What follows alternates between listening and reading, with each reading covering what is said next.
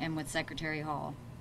There, of the 550 roads that are closed, 100 of those are in Columbia and in the Columbia area. DPS has now responded to almost 2,700 total calls. 910 were collisions that they responded to. The biggest challenges that we face is following the wave of the water from the Midlands down to the coast. Road closures, trying to monitor those and make sure that we're watching those properly. Debris removal, now we're getting to that point to where we are looking for downed trees, any sort of limbs or things that are getting in the way. The good news is that we are getting into the assessment and recovery mode, so a lot of that is where we can start to assess the damage, to really start making some good decisions on how we can go and get people back into a protected situation, but also back into a recovery situation. Water issues. We have quite a few water issues that we're seeing. Either people are without water or contaminated water. So we do want people to be extremely careful as they're going on with this water issue. We currently have 40,000 people right now without water. And I know that they're working very hard to get that back up. We have 26,000 people that are without power. That number seems to be an average. It's not that they're not getting it back up. It's just when one goes down, the other one we get another one up, so it's going back and forth there. But we do have 253 troopers on the road out there trying to keep everybody safe and help all of the crews and everybody move accordingly. SLED has gone and deployed additional officers into Clarendon, Lexington, and Lee counties as they needed assistance, so we've been able to do that. DNR has performed over 150 water rescues as of now. So they're continuing to work very hard. We have 25 shelters open that are currently holding and housing 932 citizens in there right now. They do have plenty of food and water, all very safe and well taken care of. And I want to really thank not only DSS, who you may not realize they actually man those shelters and keep them safe, but they also partner with the American Red Cross and with the Salvation Army, who have been absolutely fantastic partners to work with as we go through this. National Guard, we've increased our number of guardsmen on duty. We're now up to 1,300 National Guards members across the state. We still have 7,000 on alert as we may need them. They have done 25 aerial rescues to date and will continue to do that. The good news that we have in this is that we have 0 hospitals that are going to have to evacuate, and we have had a lot of heroes, and I'm going to talk to you about the great heroes a little bit later, but one in particular are the heroes that work at the Columbia Fire Department. They worked all night long to get the bulk water over to the hospital so that the hospitals didn't have to go down. And if you really want to talk about the work and the greatness of South Carolina, it was the Columbia Fire Department that really said they were going to try and make sure that they had made sure that happened. So I do want to say a special thank you to them. No major cell outages. We're seeing sporadic cell outages, but no major ones at this time, so everyone should be able to still communicate in that way. And then the main thing that we have seen is everybody is requesting water, especially in the Midlands area. They are without water. In a lot of places, like I said, 40,000. So we are going to be setting up, I know a lot of people have tried to go to stores and buy it, and the stores are closed. We are setting up water distribution sites. You will see 4 water distribution sites in Richland County today. I know one will be Lower Richland High School, and the other one will be Richland Fashion Mall. The other 2 will be announced in short order. We will add 6 additional water distribution centers tomorrow, so for a total of 10 around the state. So know that we have plenty of water. The time frame we're aiming is at 5 o'clock, but you will see press releases if we can get those open sooner, and press releases if we have to deal with anything else. I want to thank Walmart, who so generously gave 80,000 bottles of water for the people of South Carolina and continue to say they're on standby to give what we need. So many people have stepped up with supplies. Our biggest focus right now is safety. So if you're in your house, continue to stay in your house. Continue to remind your kids to not get out and play in this water. What we want you to remember is if you're under a boiled water advisory, follow it. And remember that this is not the time to take pictures. We've got enough media out there that you can look at to see the pictures and see the views of what's happening in South Carolina. What I can tell you is we're stronger today than we were yesterday. And that's because the morale continues to be good. Our angels in South Carolina and our heroes continue to be our first responders. Our first responders, our National Guardsmen, those utility crews that are tirelessly working all night long to make sure that your power is on, and the DOT maintenance crews that have just not stopped and continued to work 1,000 at a shift, switching off. They've done a fantastic job, and all of that with our volunteers and everyone else that seems to be going forward. We appreciate that, and then we continue to appreciate the kindness that everyone is showing to each other. We wanted to move this further. I do want to say that I just, the reason we were late with this press conference is that I received a phone call from President Obama. He was extremely gracious and kind. He and Mrs. Obama expressed their concerns and their prayers for the people of South Carolina, and also said that they were there to assist. Prior to my conversation with President Obama, we went ahead and did something that's very unusual, but it allows us to expedite the process. We did a verbal request for a major disaster declaration. So rather than waiting to do the paperwork, which we are drafting now, we went ahead and did a verbal request, which allows it to come faster. Those things cover individual assistance, public assistance for things like debris removal and emergency protective measures, hazard mitigation, damage to infrastructure. So to try and expedite that, we went ahead and did that verbally. We're looking at probably 11 counties right now. That number will change. Those are just the ones that we're doing this because we have immediate needs now in 11 counties. As we go further and we're dealing with our counties, we are going to see that we'll be adding to that list. I also think that what we have started doing is today we're having phone conversations with our counties, educating them on what they need to do the county assessments properly. We've got people on standby to show them how to do that.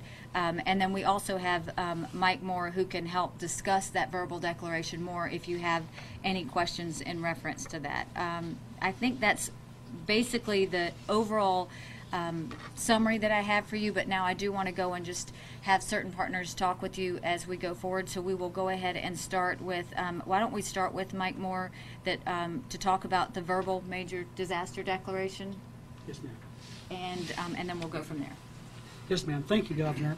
My name is Mike Moore. I'm the Federal Coordinating Officer. It's been appointed by President Obama for the current declaration of an emergency that was declared last Saturday. The major declaration that the governor has requested covers, as she said, 3 basic areas. Individual assistance, and that's assistance that's provided to households. Things like housing assistance, other needs assistance that different households may have.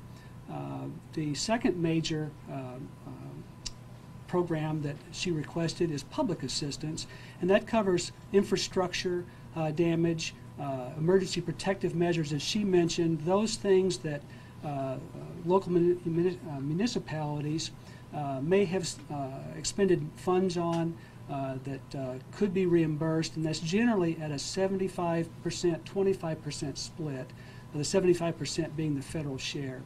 And then the third category of assistance she requests is hazard mitigation, allows funding to be provided to the state to go to facilities that can be strengthened for future disasters. So it's looking towards the future, looking for more resilient communities is the way that money would be used.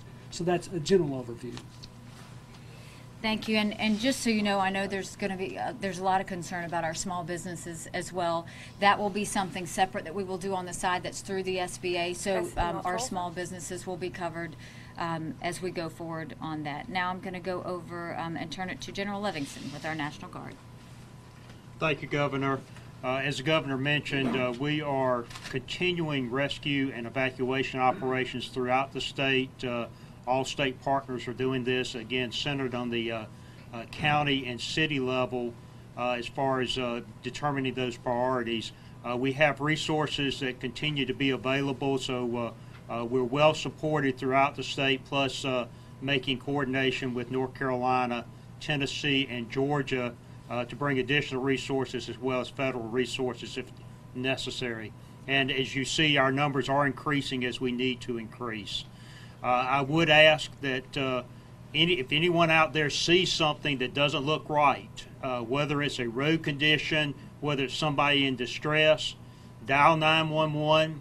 Let us know because you are our eyes and ears out there. And if you let us know, we can respond to it properly. The roads are still unsafe. A lot of them have been undermined by the flooding, and so the road may look perfect on top, but if you drive across it, it could collapse. We've had that happen to our rescue crews, and we're having to do engineering evaluations on those. So, again, don't get out unless you have to, and let us know if you see anything. Thank you, Governor. Thank you, General. And now I'm going to turn it over to Kim Stinson with the Emergency Management Division. Thank you, Governor. As you know, our responsibilities include coordinating the state response to assist the local authorities, and that's where our major focus is. And a lot of that comes in the form of requests. We've processed about 175 requests so far from the counties in a couple of different areas, primarily emergency response and rescue, and we've already mentioned some of those. The mass care piece, the feeding, the sheltering, and especially now that we're working the water issue is a primary focus for us, obviously. So we'll continue to work those as those requirements come in. And as the governor mentioned, we're kind of shifting now a little bit towards the damage assessment process and the recovery process. And we want to make sure that as we go through the damage assessment process, as other people have indicated, we want to make sure that we're safe about doing that.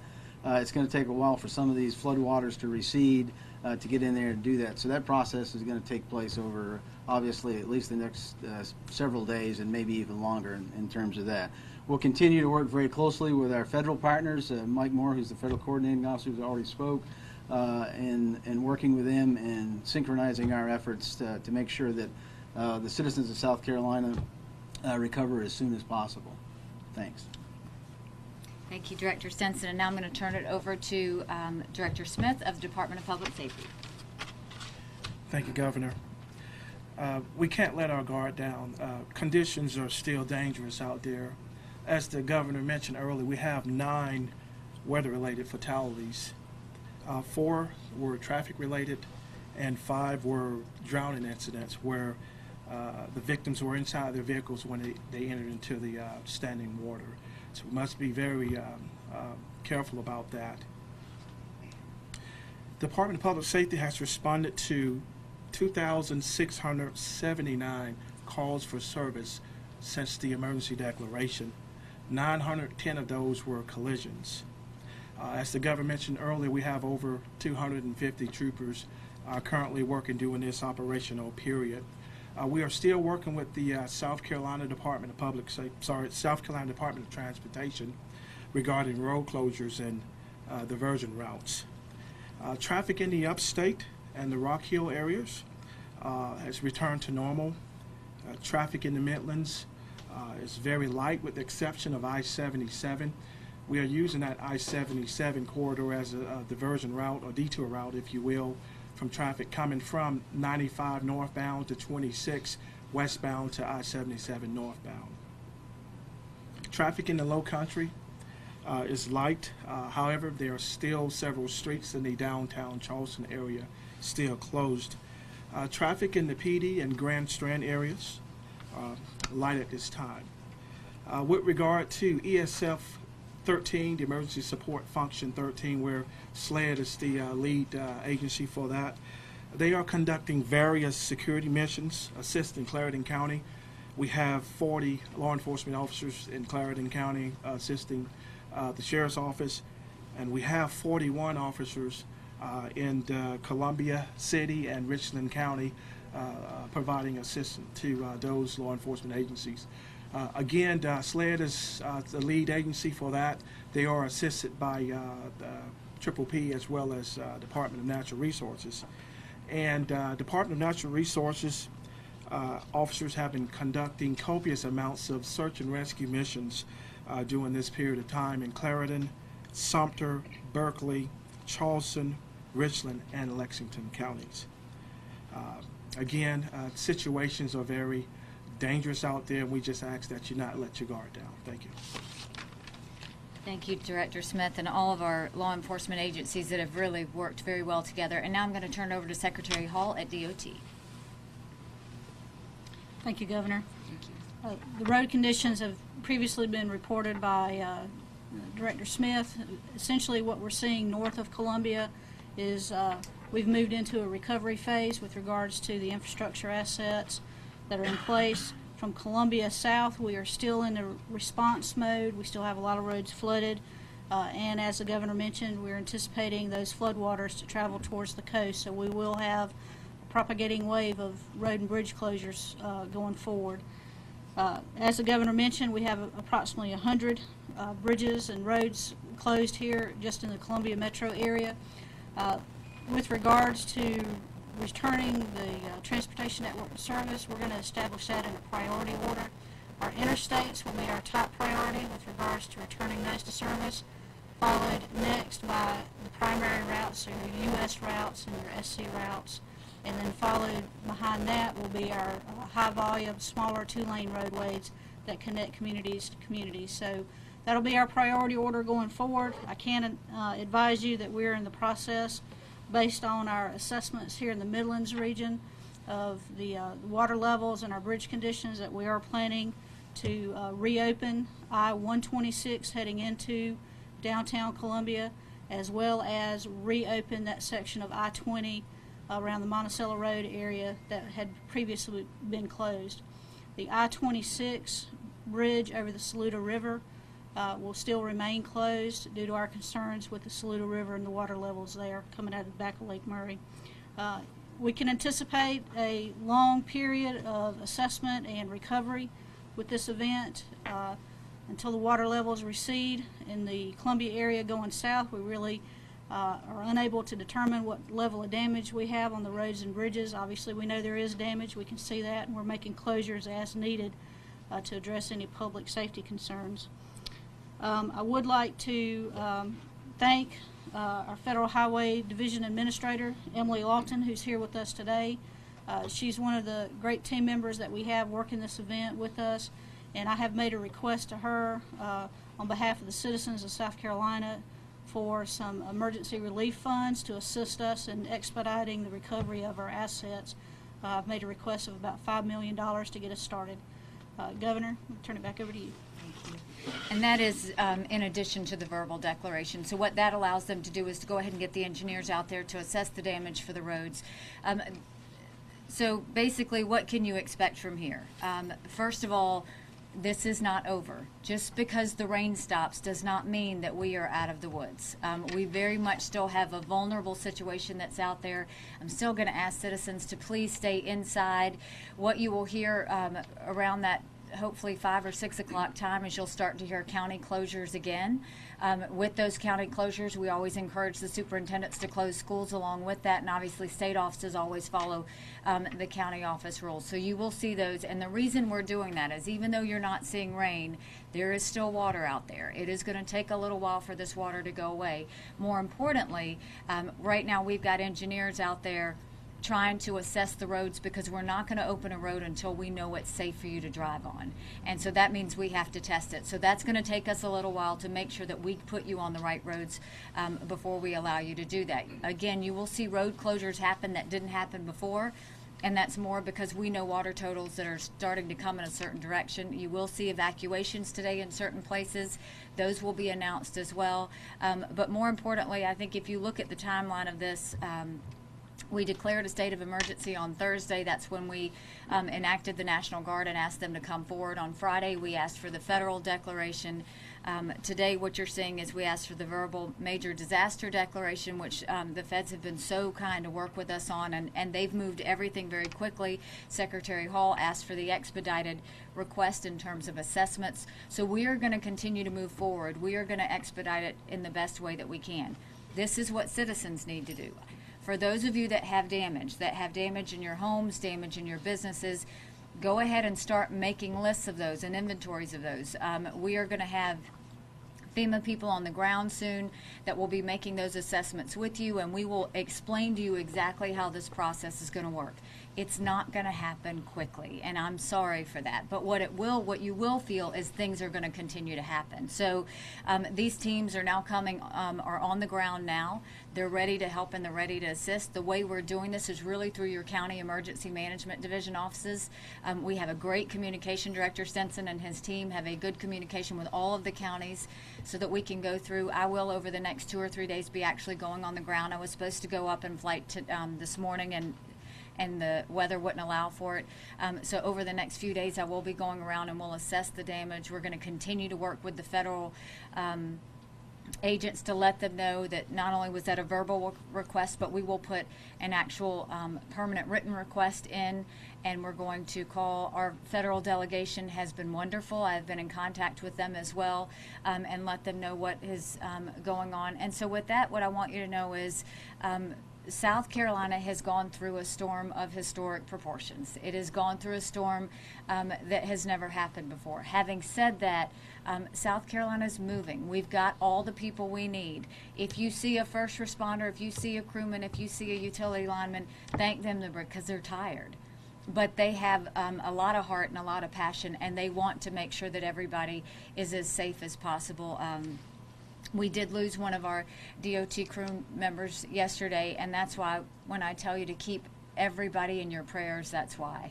Is, when you think these people are going out and they're sacrificing and their families are sacrificing for them to protect our citizens. So while our family is without water, and while some of you may be without power, that might feel like a sacrifice, but I want you to think about the sacrifice of these members that are going out there and really trying to do their job and go into harm's way. So South Carolina is a strong state. We're a faithful state, but we are a state that understands that when tragedy happens, we lift each other up. I ask that you check on your neighbors, check on any elderly members that are out there. Certainly pets are a concern, and so if you see any of those, everybody is on standby. This is a state where all hands are on deck. We don't know unless you call us and tell us. So do call 911 for any issues that may come up, and do not hesitate and assume that we know something, because that's not always the case when we don't have that many members out there to be watching. But with that, I'll now turn it over to you for any questions you have for me or any of the team. Mayor Haley, one of your main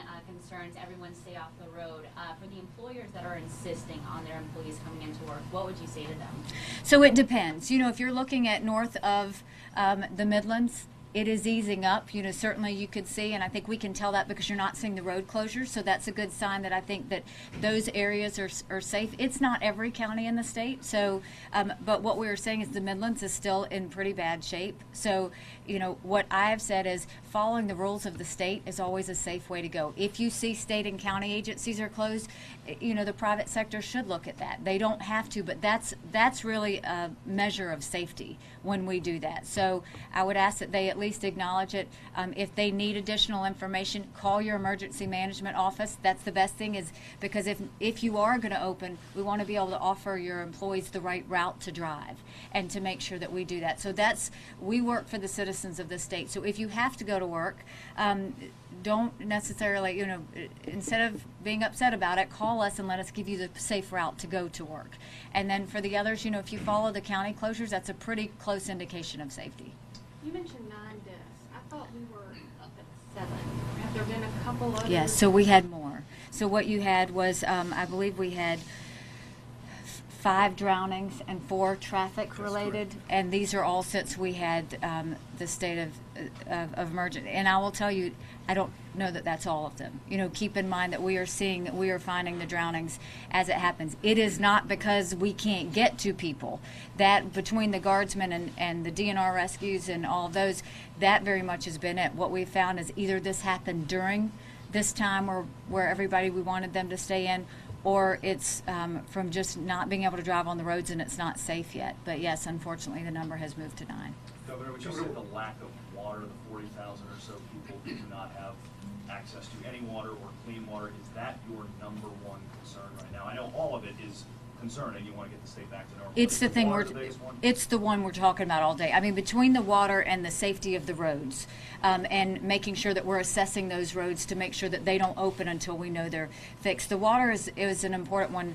One, obviously for contamination, but two, making sure people get water. And so that's why we're opening up those distribution sites. We're going to make sure they're safe and secure, but there's going to be plenty of water. What we do know is we've got enough supplies. We just want to be able to tell people where to get them and how to get them so that they can do that. And so you'll see those press releases come out. We'll get that to you, and we'll ask that you get that out to the citizens as soon as possible.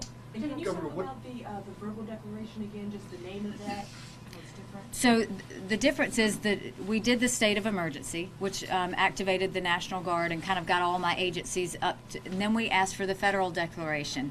The next step would normally be asking for a major declaration. What we did was we expedited that and took an unusual route of asking for a verbal declaration. That's where I got on the phone with the federal authorities. I talked to them and spoke to them and answered questions about the situations, talked to them about the counties that were in need, talked to them about the difference, what types of threats we're seeing, and that is what allowed us to start accessing immediate relief. We have not been approved for that federal declaration yet, but now that's what we will be waiting for. In the meantime, we are drafting the actual proper major declaration, disaster declaration, which is the actual paperwork. So this is just allowing me to go a little bit faster so that we can go ahead and start all of that moving. And so we're very much trying to be ahead of everything that we need. And I just can't say enough about how great the feds have been to work with in terms of really working with us to get that relief. Governor, what watersheds and waterways are you most concerned about when you're talking about that downflow effect? I'm going to have, who's my, okay. Probably the one that we're most concerned about right now is in Kingstree. It may require an evacuation of that area, but we've been in contact with the local authorities down there, and it should be a very measured response, and we will handle any assistance that they need from us in terms of that. What body of water is that? I think it's the Black River. It's the but Black yeah, River. okay, I think it's the Black River. The Yeah. Black River is right, and then is watery was an issue? Watery may be an issue. The Waccamaw may be an issue, but again, and also the Edisto. But again, we're working with the local authorities there to make sure that that they've got the assets that they need to evacuate if they need to, or protect infrastructure as well. Livingston plan to get our roads repaired, especially the rural roads. So if you heard Secretary Hall, what we're doing is, first of all, she's asked for, she requested the immediate relief that allows for engineers and everyone to go do the assessment. So the key is the assessment, exactly what are we looking at with the damage. What you're going to see is when all the water goes away, there's going to be some serious damage to the roads, but it's not necessarily going to be what you can see. It could be underneath. It could be on the sides. So we're really going to do this right and make sure that we do the proper assessment. They started that yesterday. So the assessment of roads has already happened. What they're going to do is interstates first, or the priority, and then you're going to go to your primary highways, and then you're going to go to your heavy traffic secondary roadways from there, and then from there you'll go to your rural. This is all about safety. So when you think of prioritization, think safety. That's what we're trying to do. And the fact that we went ahead and we're starting to get this money now is because we don't want to wait on the assessments. The reason we're going ahead and getting the verbal major disasters so that we can move. But I want to make it very clear. This, just because the rain went away, this is going to be a process. This is going to be a long process. It is going to be one where we have to prioritize and we have to stay on it. It's going to be one where we're going to be okay, but we are really going to have to take it one step at a time. And so it's not going to be convenient. And I do want to go ahead and let the citizens know that is, you're not just going to take your normal route to work. This is going to be a situation where we're really having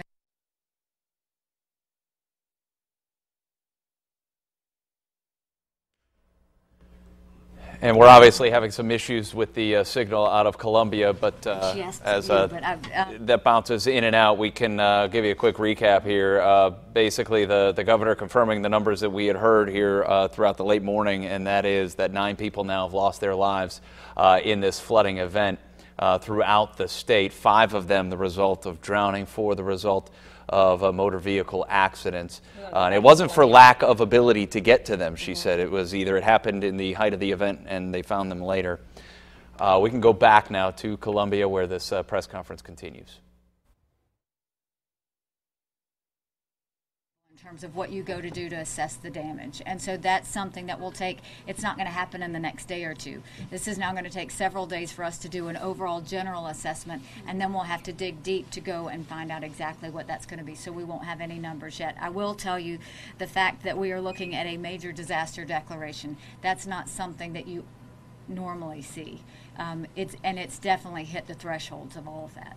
Governor Haley, this flood has been compared to the flood in 2010 in Nashville, with the river cresting, also with hydroelectric dams malfunctioning, et cetera. Have your crews or agencies been looking at that on what it will take to possibly rebuild everything and the total damages? Absolutely. This is something that not only did this team look at it, we started looking at it, last week, of what the areas we expected the floods and rainfall to be.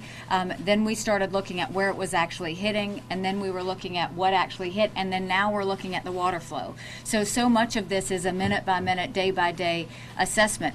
I will tell you, it truly is all hands on deck. Everybody knows where that water is going to flow, and that's where I want the citizens to be comfortable. Everybody knows the stability, where we're unstable. What I have talked about with this team today is when in doubt, we're evacuating. So if we think there's going to be any sort of concern whatsoever, we're going to be on the more cautious side as not, which is why I can already tell you that Kingstree is probably going to have some evacuations and some others.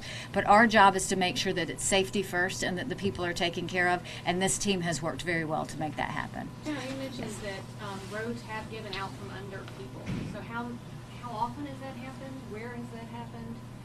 And well, we've seen it throughout the state, especially where you have water that's topping over the road. And what you find is that it will get in between the culverts and the road bed and actually But let's be clear, these are those heavy, high water vehicles. We're not talking about passenger cars. Okay, so no one's gone to the hospital after being... No. So we're not having, no. What we're seeing roads that are unstable, which is why you don't need to be on them around the Midlands areas when they're blocked off or when they have water on them.